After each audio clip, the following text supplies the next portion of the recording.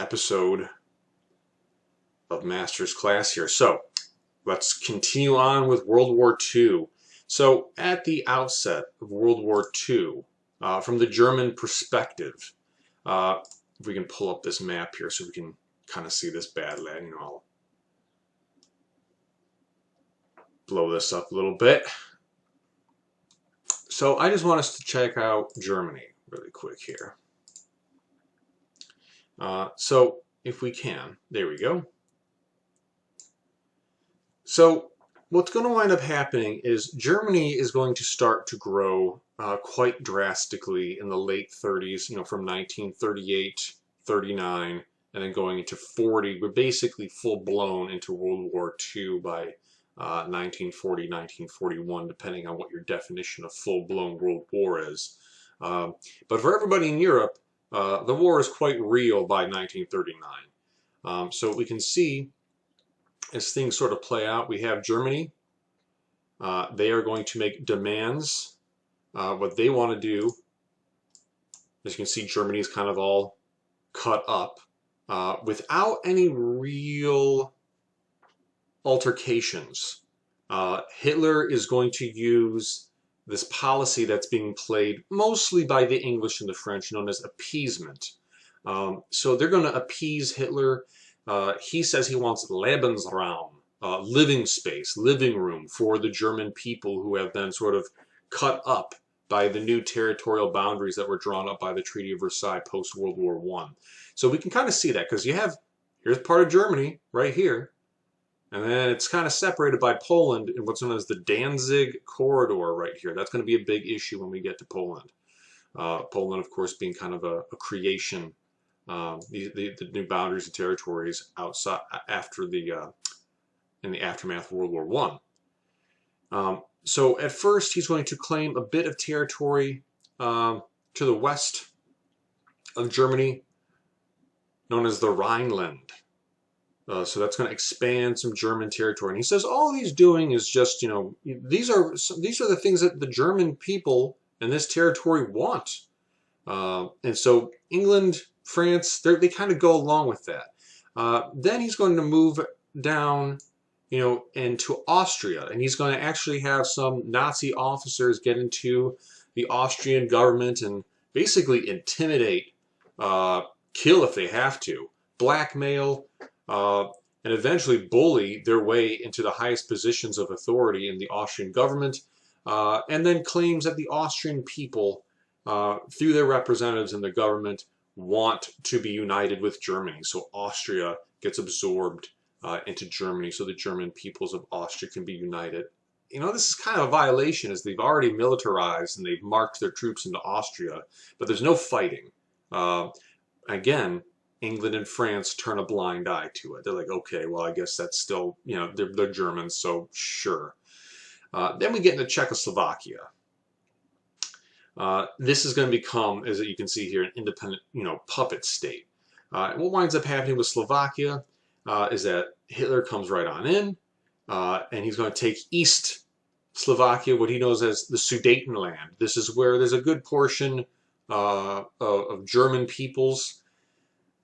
Again, the English and the French, they're growing a bit more weary now.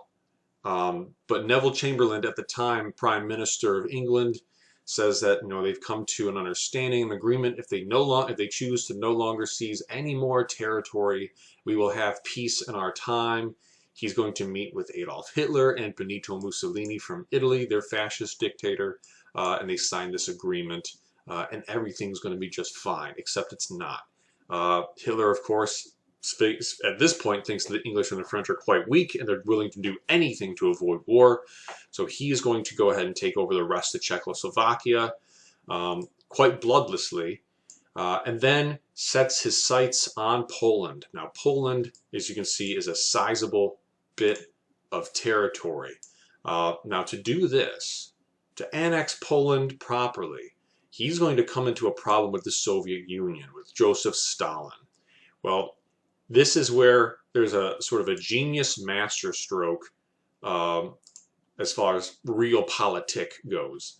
As we can see from the map, he's going to make this agreement, right, with Joseph Stalin, where basically the idea will be we'll split Poland in half. Because if Germany, under Adolf Hitler's leadership, were to invade Poland in its entirety, then he's brushing up boundaries against the Soviet Union. Stalin knows at this point that Adolf Hitler hates communism, so he abhors anything that is Russian in the Soviet Union. He thinks it's a corruption of society, it's weak. The Slavic people of Russia are an inferior people, but he's willing to put all that aside to play the long game. So he's going to convince Stalin that, no, I'll leave you to do your thing in certain territories if you leave me to do my thing in certain territories, and we can make the line of demarcation Poland. We'll take the west half, you take the eastern half. And this way, he prevents war with the Soviet Union, has an agreement that neither side will attack one another. That's going to change. We'll see that change. And he also, for a future date, and this is Hitler's long con, will have an easier time to invade the Soviet Union because half of Poland will already have been conquered, essentially. Poland, as we're going to see, is going to face what's known as the Blitzkrieg, all right, or the Lightning War. This is an interesting period in the history of Poland, of Europe, the world. So what's going to wind up happening is in about 4 weeks' time, Hitler will have taken over Poland, and he's going to bomb the daylights out of Poland, just doing all kinds of crazy damage, as we can see here. And this is kind of like a presage, if you will, to the fears that France and even England will have, but France especially. We're going to touch base on this. I just want us to note the devastation of the Blitzkrieg on Poland and their cities. So what they do for the Blitzkrieg, the idea, and this is nothing new, but it's certainly drastically and radically different than what we saw happening in World War I, particularly in Western Europe, is that you're going to have very quick, very fast moving troops and what we call armor, or armored divisions, i.e. tanks. What they would call in Germany the Panzer divisions. That will be supported by airplanes, dive bombers known as the Stuka, from their air force known as the Luftwaffe, but we'll get there. So you basically have a force about 300 tanks with accompanying ground troops, with air support for both reconnaissance, supporting gunfire, dive bombers. Absolutely frightening stuff, and how quickly this can, war erupts, and how, devastating it is. So we can even see the general idea is that you have your armored division, you move forward, you penetrate deep into your enemy territories, and then once you've done so, creating a straight shot with your armored division, your Panzer division, your tanks, you can then encircle with your ground troops. So you can basically surround, you can offer support, you can flank any positions that may have gotten behind the enemy tanks as they move forward and devastate. And these tanks are going to change. They were introduced in World War I, but the tanks of World War II are vastly superior, and we're going to see how they're going to change the scope of battle, the field of battle in particular, tactics as well as strategy that can be employed. So they are going to break through the Polish lines very quickly. The Polish troops, these guys are kind of fighting like the Russians were fighting at the onset of World War I. They're riding horses with sabers into machine gun fire and against tanks. It wasn't going to go well from the jump. It's quite bad. And at this point, Germany had really had 21 years to basically reflect on the loss of World War I, especially guys like Adolf Hitler who had served in World War I. It's all they thought about. If we could run it back, what would we do differently? Well, There's a lot they're going to do differently and correctly at the onset of World War II before really poor decisions are made. At this point, from basically 1939 to 1940, you could even argue into the beginnings of 41, all the poor decisions are basically made by the Allied forces. England, France, Germany, and Japan, initially, they're making all the great decisions. They're making all the best strategic military choices. It's going very well for them. So Germany in particular is going to take over a lot of territory very quickly. So we have this agreement between the Soviet Union and between Germany. This allows Hitler some breathing room before he's ultimately going to make the decision to betray Joseph Stalin and to attack the Soviet Union. So these early victories, right, now that we have Poland, because really the idea of getting Poland was, well, we want this Danzig corridor, right? We want this sea area. Immediately, Winston Churchill over in England, who's going to replace Neville Chamberlain as prime minister, World War I veteran, fought the Battle of Omdurman. Churchill knows Hitler for what he is. Every concession that's being made to accommodate Hitler, to appease him, he is very vocal about how poor these choices are and how this is going to become disastrous. He recognizes Hitler for the tyrant that he is very early on. And he knows that once they get Baltic Sea access, it's not that crazy to think that they're going to go for Sweden, Norway, Denmark, through the Netherlands, Belgium, then there's England and France. So he knows you cannot give them control of the sea here. So after a winter, so what's going to happen is they declare war. France and England declare war on Germany for the invasion of Poland. They protected to protect Poland. They vowed to protect Poland. Hitler's actually kind of shocked. Up to this point, they made no real military moves against him, so he's a little shocked that they actually declared war. He's like, oh my God, like they're serious. But they're not. This is where that beauty of the treaty with Joseph Stalin comes in. Because now that he's kind of invaded and controlled half of Poland, he has to worry about an attack from England and France, except it doesn't happen. This period, this winter of waiting, it has a couple of names in World War II history. It's known as the Phony War, because basically Germany at this point, they expended a lot of resources and material to take their part of Poland, to do this Blitzkrieg in Poland. They are not as properly armored or as equipped as France and England believe they are. They are not as well supplied with just even food.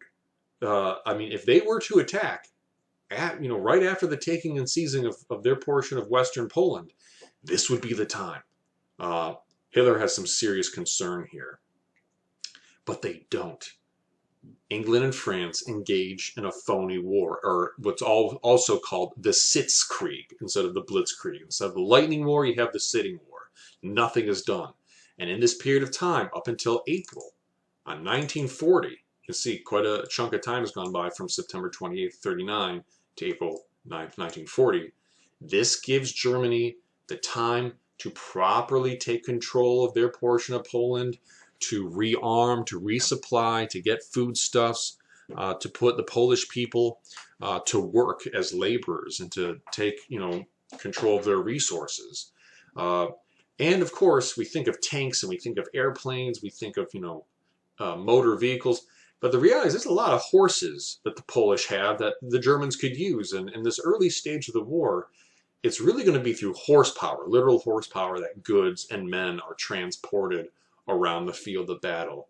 And this is actually quite an invaluable resource that they've acquired. So now, what's going to happen is, because we have this access, right? All right, we got Denmark and Sweden. We've taken control of this Danzig corridor. We got, some naval control of the seas here. We're going to see an attack from Germany on Denmark, Sweden, Norway. It's going to lead into the Netherlands. We're going to invade Finland too, from the Soviet side of things, because they want to get in on the action. Right? They're not an ally yet, the Soviets. And as a result of, very quickly and swiftly taking these territories, as you can see, the map is expanding in Germany's favor. We're going to launch an attack into the Netherlands. So they're trying to seize all the territory, close, territory out. They don't want to leave any sort of flanks exposed. And it's looking like they're going to do exactly what they tried to do at the outset of World War I. After they seize, Denmark and Norway, they want to lead this main assault, right, on the Netherlands, take Belgium, and then into France. So the main assault's going to be through Luxembourg and the Ardennes Forest. And this is where things take a radical twist. So they had the Schlieffen plan that was sort of the brainchild of Alfred von Schlieffen from World War I. And what winds up happening with that was that the idea was you go through Belgium, and then through Belgium you can attack France, right? Well, you can't really see it on the map, but there's this little section right here where my mouse is, where there's the Ardennes Forest, and we have what this line here is known as the Maginot Line. And I'm going to talk about the Maginot Line in just a second here. This is another reason why there was a sitzkrieg, or a phony war, why France didn't act when they were militarily capable of invading Germany and putting a stop to what they were doing early on in the early stages of World War II. In 1939, even going into 1940. So the Schlieffen plan didn't work because Belgium put up enough of a fight to allow England and France to jump in. So along comes this guy, all right, Erich von Manstein. Kind of a hardened, military general who is going to approach Adolf Hitler with a very unique idea. He says, you know what, the Schlieffen plan isn't terrible, and instead of repeating the mistakes of the past and going through Belgium like we did during World War I, what if we go through the Ardennes Forest? Because after World War I, when France builds this Maginot Line, and you can see it's heavily fortified, the Maginot Line. We're talking pillboxes, we're talking heavy artillery, we're talking some serious concrete bunkers here that sort of stretches along France and Germany's border, where they could, it's just, a veritable fortress, kind of inspired by, the aftermath and the realities of trench warfare. Very defensive, the Maginot Line. The problem with the Maginot Line is this. You have another neighbor besides Germany. You have Belgium. So right about here, when you get, to Luxembourg and you're getting into the Belgian territory, the Belgians thought that if France were to build these heavy fortifications, this would be kind of seen as like an act of war, an aggressive act. It's not something that allies would do. So France, to keep the peace, is basically going to stop building these really heavy fortifications around here because, the German border kind of ends.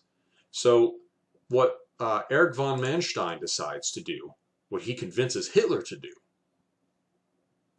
is that we're simply going to go through Luxembourg, through the Ardennes Forest, where they stopped building the really heavy fortifications because, according to the French, you can't move an army through the Ardennes Forest. It's too thick.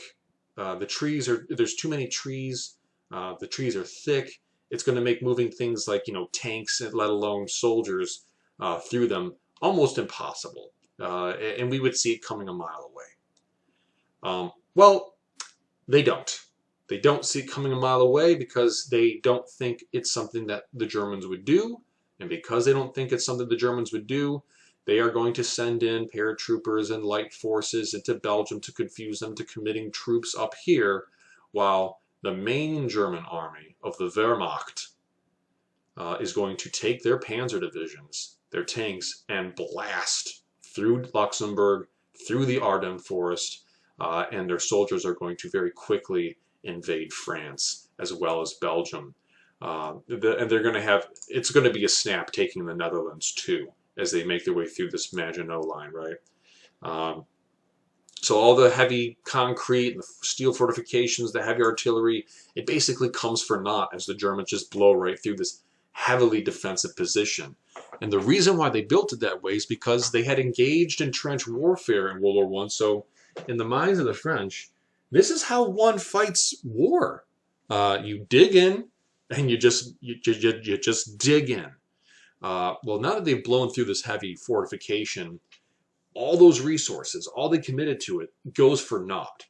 And they can't properly communicate because the field commanders in their bunkers have decided against the use of the telephone for fear of spycraft, that someone could listen in to their plans as they try to effectively communicate orders from vast distances. That was a huge blunder because without that telephone, they weren't able to coordinate properly. And what should have taken 3 weeks for the Germans essentially took 3 days to invade France. And of course, the French can't keep up. They're just staggering behind. So very quickly, the Germans go around the Maginot Line. They're going to be in France. They're going to go into Belgium. And very quickly, the French are put on the back foot. Admittedly, and this is something worth noting, the Maginot Line, because of its defensive nature, when you blow past something like that, it has a very big demoralizing impact on the French military. As a result of this, a lot of the veterans of World War I, and you know, World War I still loomed large in the minds of the French. They didn't want to do it again. They didn't want to bunker down. They didn't want to engage in trench warfare for years. There was a real anxiety about this. A very, very real anxiety about this. And they just can't believe. They can't believe how fast the Germans are. I mean, in 3 days and nights, without sleep, these German soldiers have pushed through the Luxembourg, the Ardennes forest, and they've invaded France and Belgium. And they're killing them. And they're wondering, how in the heck could they be doing this? Like, what is it that how are they doing this so quickly? Well, there's another special weapon the Germans have employed. I'm going to see if I can't pull this up for us. Trying to recall. Teller.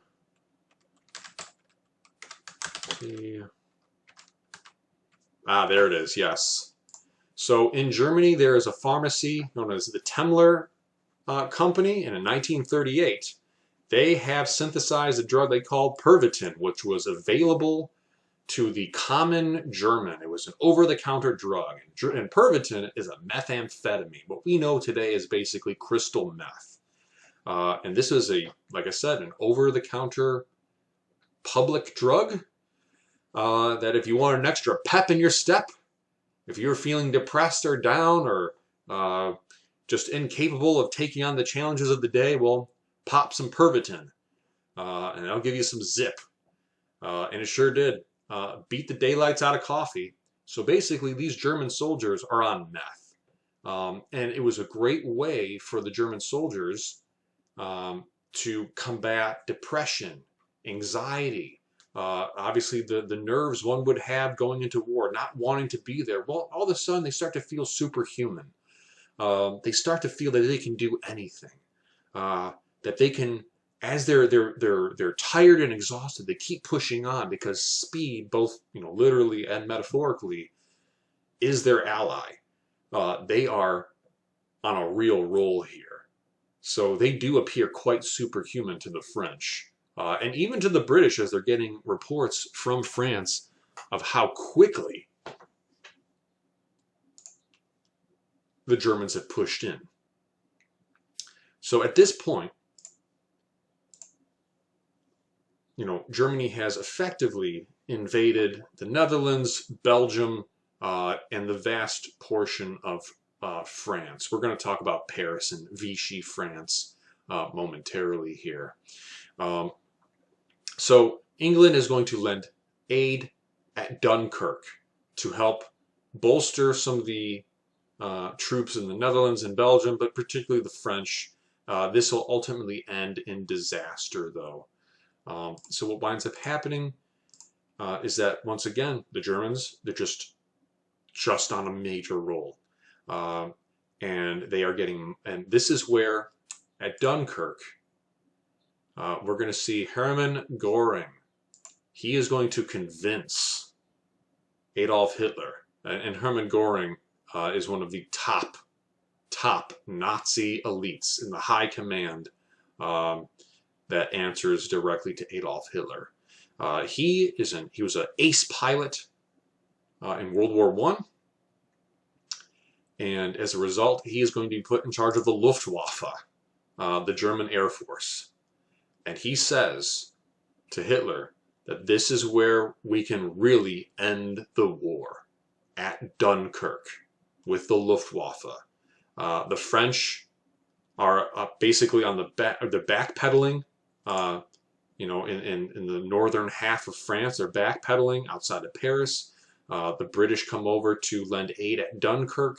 We can just finish them off by dive bombing the daylights out of them. So hold off on sending the land troops. We can push them back. We can just bomb the daylights out of them. And what winds up happening is at Dunkirk, this is going to become a real evasive action. So early on, the Stuka dive bombers of the Luftwaffe bomb some sort of oil container, and there's already like 10/10ths cloud cover. So when you have all this oiled smoke in the air, it really obscured the vision of the Stuka dive bombers. So they're trying to drop bombs on what becomes an evasive action, because we have land troops waiting to fight the German soldiers and deal with, as best they can, the Panzer divisions that never really arrive. Instead, it's 100% being dive bombed, and they are not really prepared for this, so it becomes an evasive action instead. They have to retreat. They have to go past the English Channel. Right here, the English Channel. So they're going to try to make this evasive move from Dunkirk to London. And it's actually going to be successful, because the Stuka dive bombers really can't see what the heck is going on. They're dropping bombs, they're laying down machine gun fire, and of course lives are lost. But two things happen. The British have the Royal Air Force put up a real good fight against the Stuka. They're going to suffer some severe setbacks and casualties, but they're going to put up a real fight against the Stuka. And Germany is going to lose what Hitler would consider to be an unacceptable amount of aircraft in this altercation. And they successfully help as a result of the dogfights in the air. This allows time for all the ships, whatever you can find that floats, get on it and get across. So the Royal Navy and private boats are going to manage to evacuate 338,000 Allied troops, mostly British, but at least 100,000 and change of the French, as Charles de Gaulle, who was kind of like the French field marshal who was in charge of the French tanks in particular. He's going to wind up retreating to England, and there's going to be a split in France going forward, where there's going to be a resistance movement from the French outside of England, where Charles de Gaulle says the war is not done, and we will continue to fight, where we will also see Vichy France. We're going to talk about that in a moment too, as sort of a puppet state for the Germans. And we have this account from one soldier who manages to escape from Dunkirk. He says, quote, "The soldiers were coming off the beach clinging to bits of wood and wreckage and anything that would float. As we got close enough, we began picking up as many as we could and taking them off to one of the ships lying in the deep water." End quote. After this, France knows it's over. Uh, the leadership has transitioned to a World War I hero, Field Marshal Henri Pétain, who is 84 years old. And he just looks around at France and he sees that 3/5 of France have become occupied, and really there's no beating the Germans at this point. Any tactic that he has, any stratagem at this point is moot. The only thing to do now is to sign an armistice. So Paris is going to be declared an open city because he and a lot of the French higher-ups had seen what resulted from the Blitzkrieg in Poland. All these architectural wonders that France has to offer would be blown to daylight. They'd be destroyed permanently. He doesn't want to see that happen to France. So they decide to maintain the splendor that is Paris, France, and its architectural wonders, its artistic wonders, to just basically concede defeat. And as a result of this, Hitler sees a huge opportunity to humiliate the Allies after Dunkirk, to show German military superiority. And you're going to see a lot of propaganda. Hitler's propaganda man is going to do wonders. You're going to see a lot of, so this is a very famous photo of Adolf Hitler and some of the German, high command posing in front of the Eiffel Tower. They're going to stand on the Eiffel Tower. They're going to march Nazi flags in and around the city. The Arc de Triomphe, basically the Arc of Triumph, the Victory Gates, as they're also known, if you will. They're going to make their way through there. I mean, they're just really showing the humiliation of France as they basically conquered France. And perhaps the most humiliating aspect, really, is going to be the Franco-German armistice that France will sign, as we can see, on June 22nd, 1940. And it's here that Adolf Hitler decides to really put the pin in for the humiliation of France. This is the train car where the armistice, the Treaty of Versailles, I should say, is going to be signed. All right, the initial armistice, the Treaty of Versailles, yes, of World War I between Germany and France, and of course France's allies, where Germany is going to have to accept the guilt for World War I. Well, it's been put in a museum. Hitler is going to take it out of the museum, as we can see from this photo, drag it out to the very same spot that Germany and France had signed the initial armistice of World War I, and now this new armistice, this Franco-German armistice of World War II, is going to be signed. And he is going to get Field Marshal Henri Pétain, pictured here. Sorry. And he's going to be forced to sign in this train car with the Nazi high command to basically give up these concessions.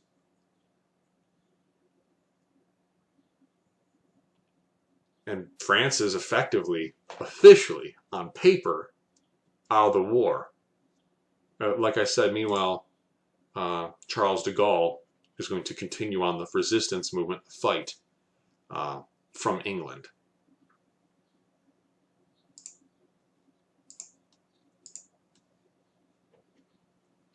And from there, the Luftwaffe is going to basically bomb the daylights out of Britain because they can't quite do an amphibious landing. They can't make their way across the English Channel.